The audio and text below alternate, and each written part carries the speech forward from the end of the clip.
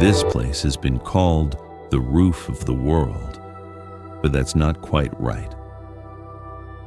Because calling it a roof makes it sound like something you could stand on top of and look down from. Tibet doesn't let you look down on it. Tibet looks down on you.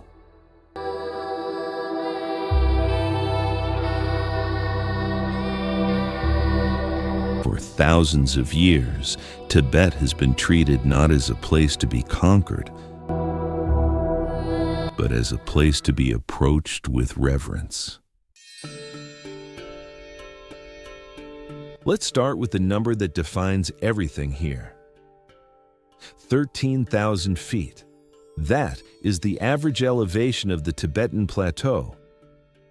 Not the peaks, not the dramatic ridges you see in photographs. The average, the valleys, the flatlands, the farmland where families have planted barley for generations. 13,000 feet above sea level. That is higher than the highest point in the entire continental United States, not counting Alaska.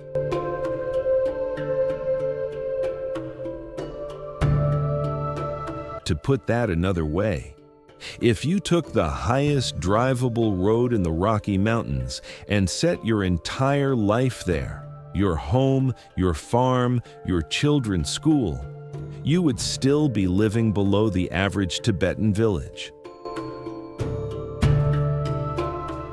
The air at that altitude contains roughly 40% less oxygen than what your lungs are used to.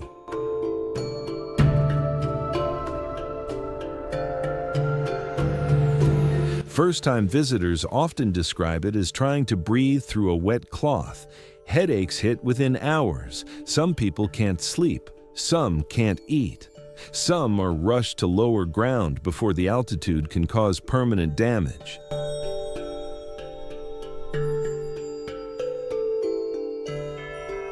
And yet, Tibetans have lived here for over 10,000 years. Scientists have studied Tibetan DNA and found something remarkable. Over millennia, the human body adapted. Tibetans carry a genetic mutation inherited from an ancient human relative called the Denisovans that allows their blood to carry oxygen more efficiently at high altitude. It is one of the fastest evolutionary changes ever recorded in the human genome. Tibet didn't break the people who lived here, it remade them. But altitude is only the first law of this land, because underneath every mountain, behind every ridge, feeding every field, and sustaining nearly half a continent, there is water. Here is a fact that most people never learn in school, and it should change the way you look at a map of Asia forever. Tibet is the source of 10 of Asia's greatest rivers. 10. The Yangtze, the Mekong, the Salween, the Indus, the Brahmaputra, the Yellow River, and more. All of them begin here, as snowmelt from glaciers, as runoff from the high plateau, as the first trickle of water finding the path downhill. Nearly 2 billion people, roughly 1/4 of every human being alive on Earth right now, depend on water that begins its journey in Tibet. Let that land for a moment. Every cup of rice grown in Southeast Asia, every flood that farmers in Bangladesh wait for each year, every sip of river water in China, it can all be traced back here to this cold, remote, sky-high plateau that most people will never visit and many couldn't find on a map. Tibet is not just the roof of the world, it is the water tower of Asia. Scientists even call it the third pole, because outside of the Arctic and Antarctic, it holds more freshwater ice than anywhere on Earth. Over 1/4 of all the non-polar ice on the planet lives here, locked in glaciers and frozen lakes across a landscape the size of Western Europe. And it was all built by one of the most violent events in the history of our planet. 50 million years ago, there was no Tibetan Plateau. In its place was an ancient ocean, the Tethys Sea, warm, shallow, and filled with life. Then, two enormous slabs of the Earth's crust began to move toward each other.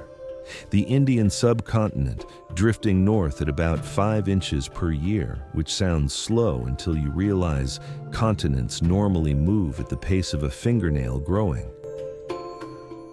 slammed into the underbelly of Eurasia. The collision was catastrophic. When two continental plates collide, neither can sink beneath the other. So they do the only thing left: they crumple. They fold upward. Rock that sat on the seafloor was suddenly being pushed miles into the sky.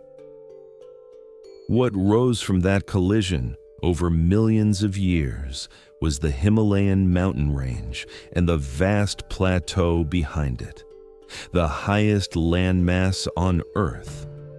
A geological accident that changed the climate of an entire hemisphere. When the plateau rose high enough to break into the jet stream, the powerful band of wind that circles the upper atmosphere, it redirected airflow patterns across all of Asia. It is directly responsible for creating the Asian monsoon, the seasonal rainfall system that billions of people still depend on today. A collision that happened 50 million years ago is still feeding people alive right now. That is the scale of what Tibet is. The eastern edge of Tibet is where the geography gets almost impossible to believe. In a region called Chamdo, 3 of Asia's mightiest rivers, the Mekong, the Salween, and the Yangtze, run almost parallel to each other for more than 200 miles. Separated by mountain ridges, each river carving its own gorge downward through rock. If you stood on the right ridge at the right time, you could potentially see all 3. This phenomenon exists nowhere else on Earth. These aren't gentle rivers either. Each of them, when they finally break free of Tibet and rush downhill into Myanmar, Laos, China, and beyond, becomes one of the most powerful waterways on the continent. But up here, they are young and violent, cutting some of the deepest gorges on the planet, squeezing between walls of rock as they fight their way to lower ground.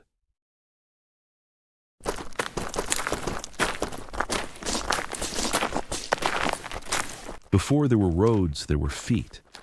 And for over 1,000 years, feet, human and horse alike, beat a path through these mountains that became known as the ancient Tea-Horse Road.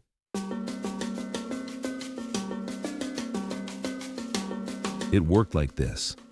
In the subtropical forests of Yunnan province in southern China, workers compressed tea leaves into dense bricks, tight enough to survive months of travel. These bricks were loaded onto the backs of horses and mules and carried northward, up into Tibet. Tea was not a luxury here. At altitude, the human body struggles to absorb nutrients from food. Tea, particularly the fermented aged tea that traveled this route, helped digestion. For Tibetans living above 13,000 feet, it was closer to medicine than a beverage. In exchange, Tibet sent something China desperately needed: horses. Hardy Tibetan ponies, bred for endurance at altitude, were invaluable to Chinese military cavalry that operated in mountain terrain. The route stretched for over 1,400 miles. It climbed passes above 15,000 feet. Caravans could take months to complete the journey. Porters carried loads of up to 300 pounds on their backs. In some places, the trail was so narrow and so steep that a single misstep meant a plunge into a gorge below. And yet, they kept walking for centuries because the alternative was worse. On the banks of the Lancang River, near a town called Markham, the red cliffs hold a secret that most travelers drive past without noticing. Look more carefully at the terrace slopes. Those are salt pans, shallow pools carved directly into the crimson rock face, catching brine that seeps from natural springs in the mountain. They cover the hillside in geometric layers of pink and white, glittering in the sun like some kind of geological mosaic. Beyond the main roads, the plateau changes character. The mountains don't disappear. If anything, they crowd closer. But the human world begins to fall away. Villages appear and then vanish. The smoke from a single rooftop becomes the only evidence that anyone lives in the valley below. Prayer flags snap and shred in winds that have no obstacle for hundreds of miles. It feels less like travel and more like walking toward the edge of something. There's a town called Dingking, sitting above 14,000 feet that holds fewer than 1,000 people. It is not so much a town as a checkpoint between the inhabited world and something else entirely, where barley fields give way to bare rock slopes and every direction leads higher and colder.